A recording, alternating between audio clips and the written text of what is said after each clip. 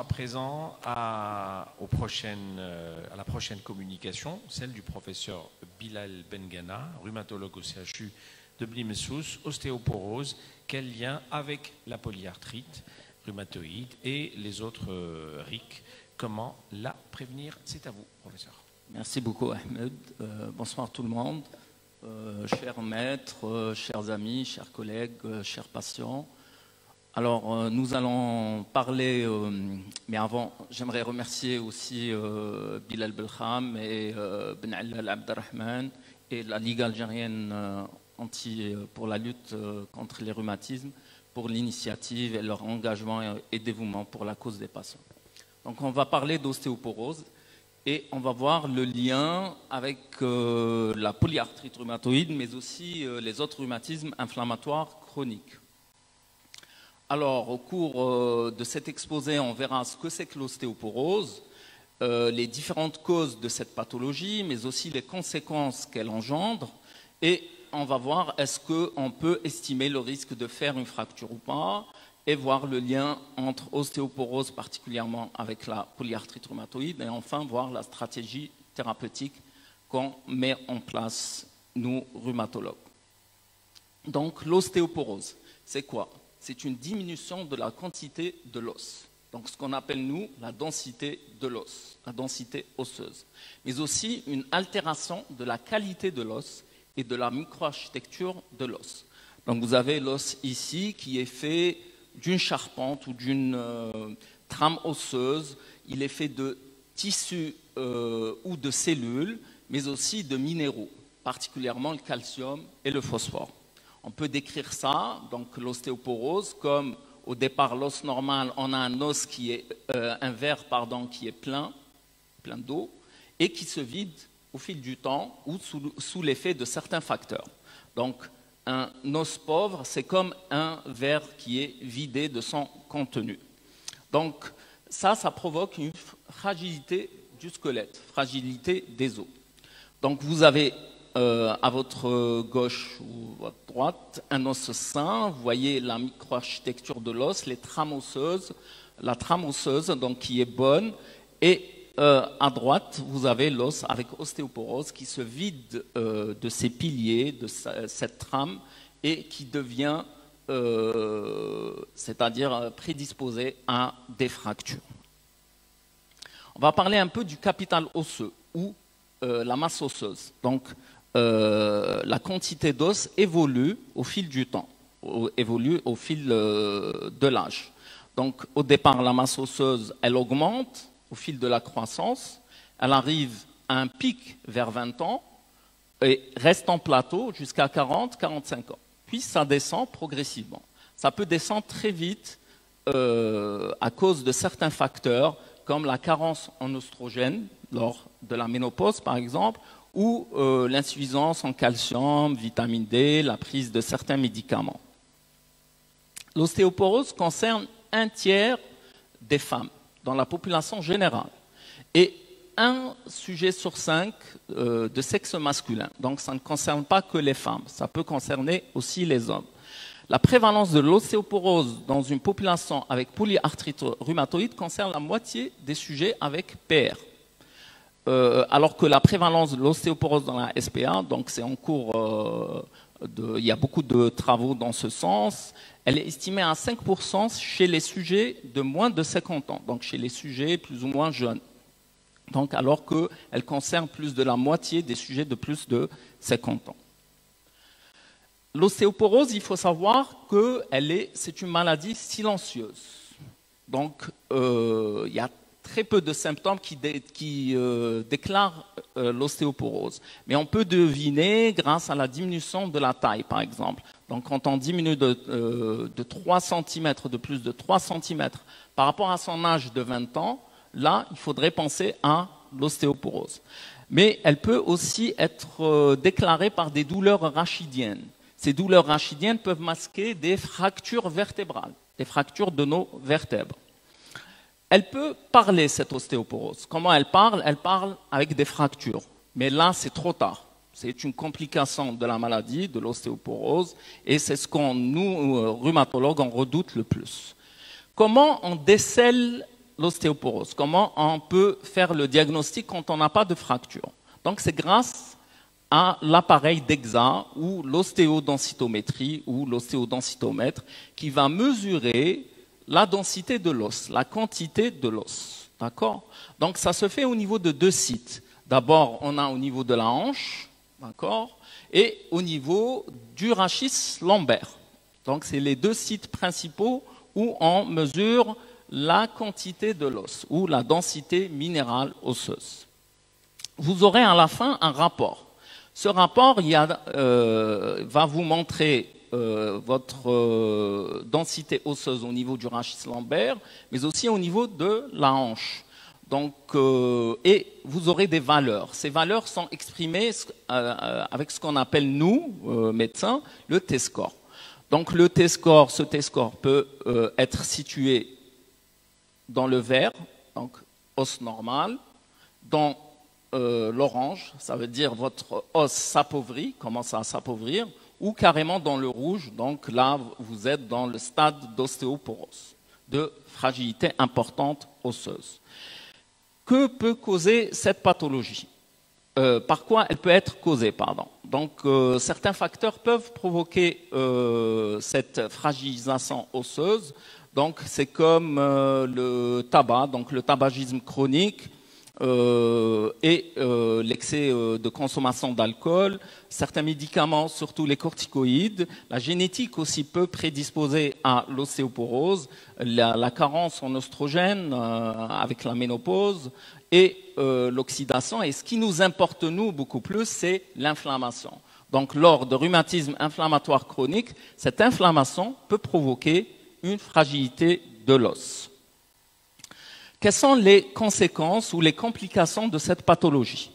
Donc, à la faveur de chute ou parfois de traumatisme ou même parfois de façon spontanée, sans chute, sans traumatisme, on peut avoir les fractures des vertèbres.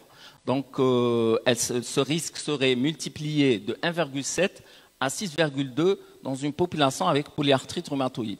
Nous avons aussi la fracture du col du fémur. Elle est plus connue, donc le risque est multiplié fois 2,9 dans une population avec polyarthrite rhumatoïde par rapport à la population générale.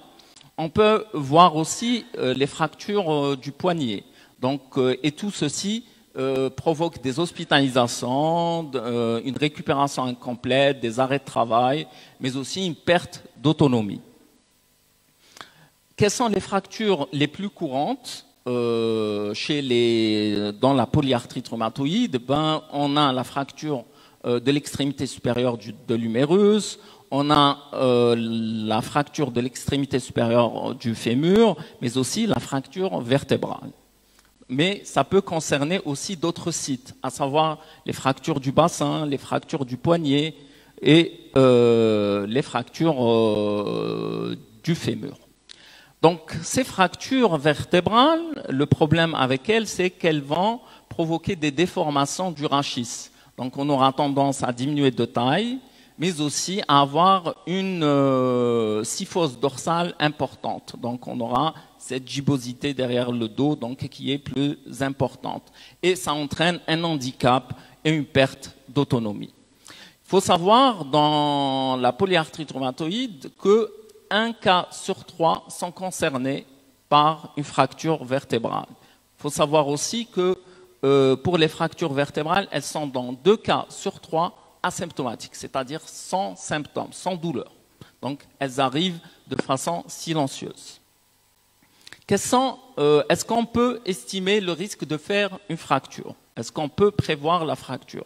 Si on a certains facteurs chez les patients, on peut deviner qu'ils peuvent faire des fractures dans les années qui suivent. Donc, par exemple, ces facteurs de risque qu'on appelle cliniques de fragilité osseuse, c'est l'âge avancé, c'est un IMC faible, c'est-à-dire la maigreur quand on a un faible poids, la consommation de tabac.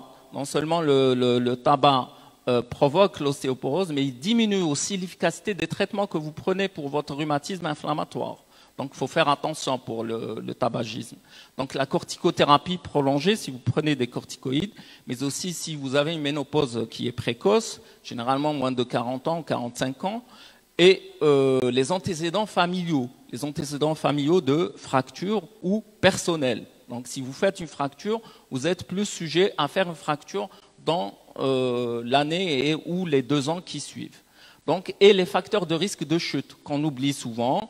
Donc, si vous avez un traitement qui prédispose à faire des vertiges ou à provoquer une hypotension, tout ceci va vous prédisposer à faire des chutes. Par exemple, un sol glissant. Donc, il faudrait faire attention chez vous. Donc, on a un outil aussi qui estime la probabilité de survenue de fractures sur 10 ans, donc qu'on appelle le FRAX, avec différents items. Et parmi eux, vous avez un rhumatisme inflammatoire chronique ici, qui est considéré comme un facteur de risque, qui est la polyarthrite rhumatoïde. Mais malheureusement, l'outil FRAX n'est pas validé chez nous en Algérie. Donc, nous, on s'aide surtout des facteurs qu'on a montrés cliniques de fragilité osseuse, qu'on vous a montré tout à l'heure. On classe le patient. Est-ce qu'il est à risque faible de faire des fractures, à risque moyen de faire des fractures, à risque élevé? On a certains déterminants du risque fracturaire dans une population qui a un rhumatisme inflammatoire chronique. C'est surtout si la maladie évolue depuis plus de 10 ans, mais aussi en cas de maigreur ou prise de corticoïdes par voie orale.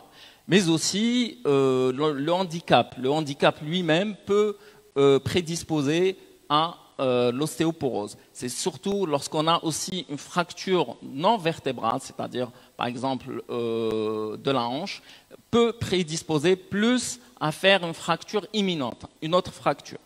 Donc une fracture peut annoncer une autre fracture.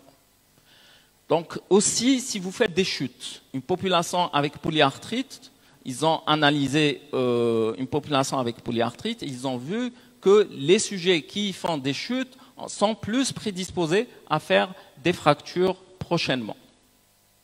Donc, on a aussi certains facteurs de risque qui provoquent une baisse de la densité osseuse ou de la quantité de l'os dans les MICI, donc les maladies inflammatoires intestinales chroniques. C'est surtout toujours la maigreur, le début jeune de la maladie, plus la maladie débute à un âge jeune, plus on est prédisposé à faire l'ostéoporose, mais aussi une corticothérapie forte et au long cours. On a aussi certains facteurs de risque qui provoquent une baisse de la densité minérale osseuse dans la SPA, c'est l'âge, donc plus on a un âge avancé, plus on risque de faire une ostéoporose, la durée de la maladie, lorsqu'elle est longue, on risque plus de faire une ostéoporose, le degré de la raideur et de l'ankylose, donc de l'immobilité si on veut, et la maigreur toujours, et l'activité de la maladie ou le niveau de l'inflammation, surtout biologique.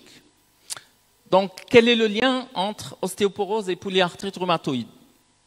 Donc, il faut savoir, dans la normale, qu'on a un processus qui s'appelle le remodelage osseux. Donc, c'est la construction de l'os, si vous voulez. Donc, on a des cellules qui s'appellent les ostéoblastes, qui forment l'os continuellement, et on a les ostéoclastes, qui font une résorption osseuse ou, entre guillemets, vous pouvez dire une destruction de l'os. Ça, c'est la normale. Dans la normale, vous avez un équilibre entre les deux. Donc, formation égale résorption. Donc, il y a un équilibre entre les deux. Dans la polyarthrite rhumatoïde, vous savez très bien, ça touche les articulations, il y a de l'inflammation qu'on voit ici sur une échographie, par exemple, des mains. Cette inflammation, c'est du feu. Ce feu, c'est lui qui va provoquer une fragilité de l'os et va balancer surtout la balance vers la résorption osseuse. Donc, on aura plus de la résorption par rapport à la formation osseuse. Il faut savoir que les patients qui ont une activité inflammatoire importante, avec une CRP élevée, sont plus sujets à voir une baisse de la densité de l'os, de la quantité de l'os, que ce soit au niveau du rachis ou au niveau de la hanche, comparé aux sujets qui ont une CRP qui est inférieure à 20. Aussi, le traitement biologique n'agit pas sur l'effet antifracturaire. Il peut améliorer votre densité, mais il n'a pas d'effet antifracturaire. Donc, c'est surtout sur l'inflammation qu'il agit. Donc, quelle stratégie nous adoptons, nous, rhumatologues? Déjà, on vous conseille, devant toute fracture après 45 ans, mais aussi si vous avez une diminution de la taille de plus de 3 cm par rapport à l'âge vers 20 ans, de consulter. Déjà ça, il faudrait le préciser avec votre médecin traitant, avec votre rhumatologue. Et si jamais il enclenche un traitement, nous, l'objectif de cet exposé aussi, c'est l'adhésion au traitement. Il est très important d'adhérer à votre traitement anti-ostéoporotique. C'est une maladie silencieuse. Les médicaments aussi sont silencieux. Ils ont une activité silencieuse. Vous ne voyez rien. C'est la DMO ou l'apparition ou pas de fractures qui peuvent nous dire est-ce qu'on est dans le bon ou pas. Donc, c'est impératif d'adhérer à votre traitement de l'ostéoporose, mais aussi de la maladie, parce que ça agit sur l'activité de la maladie, ça agit sur l'inflammation. Donc, je vous ai expliqué tout à l'heure que l'inflammation aggrave cette baisse de la densité minérale osseuse. Il faut avoir une bonne hygiène de vie, de l'exercice physique, s'exposer au soleil, surtout au printemps et en été, faire des bains de soleil, manger équilibré, manger des aliments riches en calcium, mais aussi en vitamine D, ou prendre carrément des compléments riches en calcium et en vitamine D, et éviter les excès d'alcool et de tabac. On a certains traitements qui agissent sur cette ostéoporose. On a différents traitements. Ils ont montré leur efficacité. D'ailleurs, ils réduisent le risque de fracture entre 20 voire 70% pour certains traitements. Les traitements qu'on a peuvent agir sur la formation osseuse, donc ils augmentent la formation osseuse qu'on a vu tout à l'heure, ou bien ils diminuent la destruction osseuse. Donc il y a des traitements qui diminuent la résorption osseuse. Donc au final, pour résumer, donc vous avez vu, l'ostéoporose est une maladie silencieuse, c'est une complication des rhumatismes inflammatoires chroniques.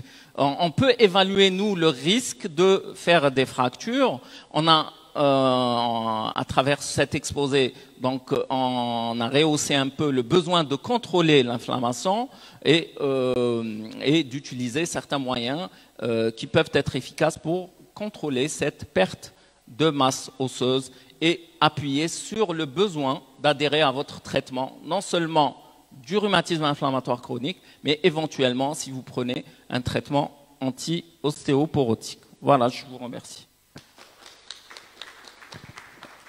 Merci, professeur Bengana, pour cette présentation. Réaction, comme à chaque fois, des modératrices.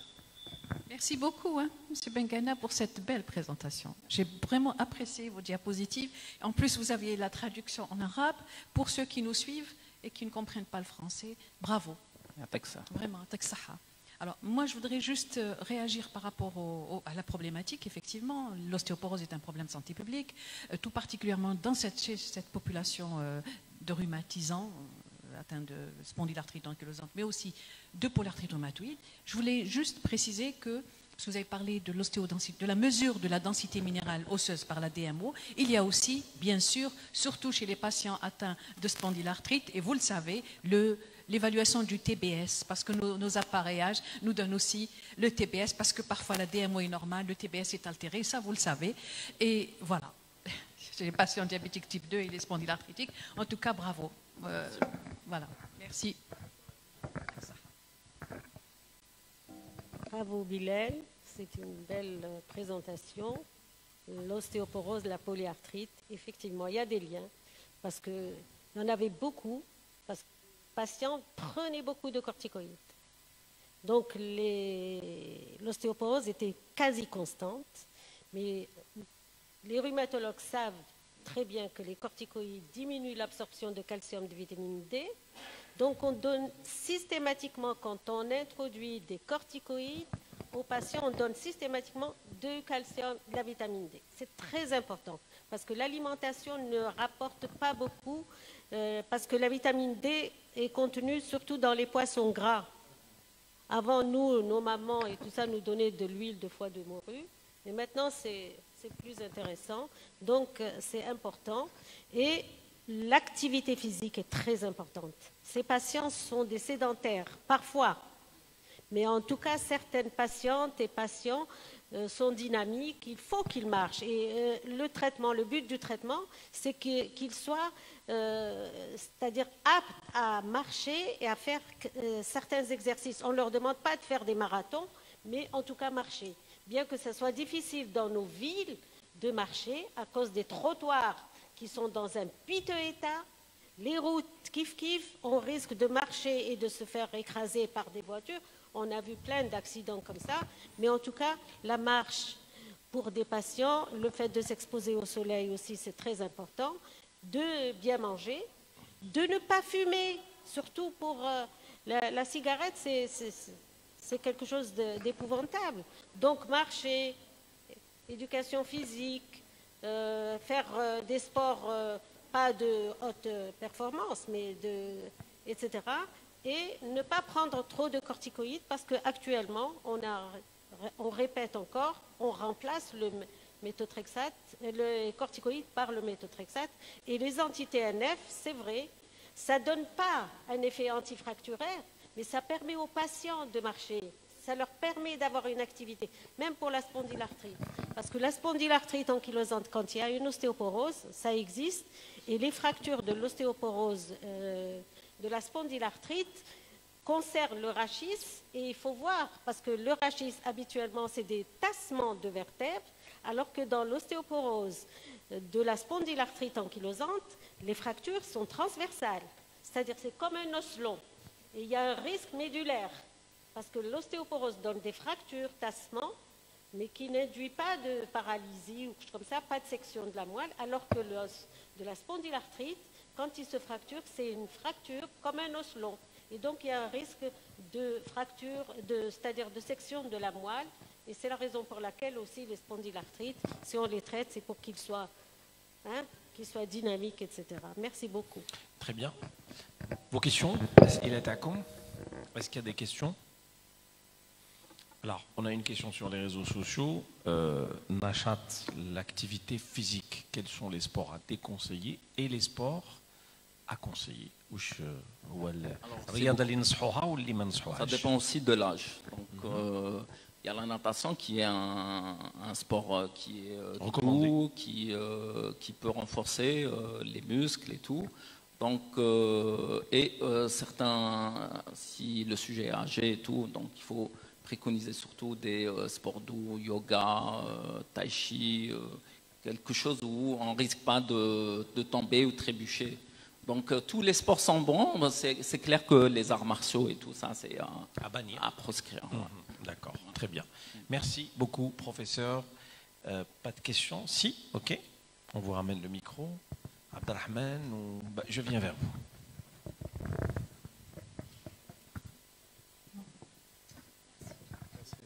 Bonjour, donc je reviens à l'activité physique. Est-ce qu'on pourrait reprendre éventuellement le sport à la rémission? Oui, tout à fait. C'est même conseillé. Donc les sports de combat et de courir éventuellement? Non, il faudrait éviter sport de combat au risque de trébucher ou malgré la rémission. Un traumatisme. Ok, et sport la course? Oui, la marche. On peut considérer que la marche régulière, c'est du sport. Hein. Ouais. Donc, c'est conseillé d'ailleurs par l'OMS de faire 5 jours par semaine, 30 minutes. D'accord. Une simple marche. Une simple marche. Impact au sol. D'accord. Sans s'arrêter. 30 minutes sans arrêt. Voilà. Absolument. D'accord. Une autre question? Non? Oui, allez-y, professeur Lajous. Ce qui est important, c'est que moi j'ai vu parmi la population, les femmes ménopausées sont sujettes à faire de l'ostéoporose, mais il ne faut pas inquiéter. Il y a uniquement un tiers des femmes ménopausées qui vont faire de l'ostéoporose. Les autres ne feront pas. Et comme dans nos habitudes, pour les ablutions et tout ça, la plupart des femmes, dans la salle de bain, elles soulèvent les pieds, font le lavabo. Et très souvent, elles chutent. Et c'est comme ça qu'elles se fracturent. Qui est vieux. Donc, il faut absolument éviter ce genre de geste. Voilà, exactement. Le geste et l'impact au sol, quand on marche, c'est très bien Mais il faut éviter les cordons qui se baladent, les tapis qui sont fins parce qu'ils s'enroulent. Et la vue, c'est important aussi. Il faut qu'il y ait une bonne vue. Professeur Dar. Je voudrais juste insister sur le meilleur sport qu'il faut pratiquer. Les études ont montré que la marche était le meilleur sport. Voilà, pour augmenter la masse osseuse. Mais tout est intéressant, effectivement. Le deuxième point, c'est revenir aussi sur ce qui vient d'être dit par le professeur Ladjouz, c'est réaménager l'intérieur des patients. Parce que souvent, on oublie ce genre de conseils simples, c'est bannir les baignoires, plutôt procéder, remettre une douche tout simplement, une douche italienne, oui, à la place des baignoires, parce que nos vieux se fracturent les hanches. Peut-être qu'on sort un peu du sujet, mais non, celui qui a une polyarthrite rhumatoïde vieillit, fait la fracture, il est cortisonné. Donc évitez les baignoires, évitez les tapis, effectivement, évitez de laisser des câbles traîner par terre. Ce sont des choses simples qui paraissent ridicules, mais qui sont très importantes et sur lesquelles on doit insister, y compris les ablutions. Parce que des études ont montré, nos études algériennes ont montré que la plupart des vieux se fracturent عند الفجر. Au moment de l'wudu, salat al-fajr, ils ont remarqué que effectivement, ce sont des vieux qui enjambent soit la baignoire, soit qui tournent sur un lavabo, ce qui n'est pas approprié. Voilà.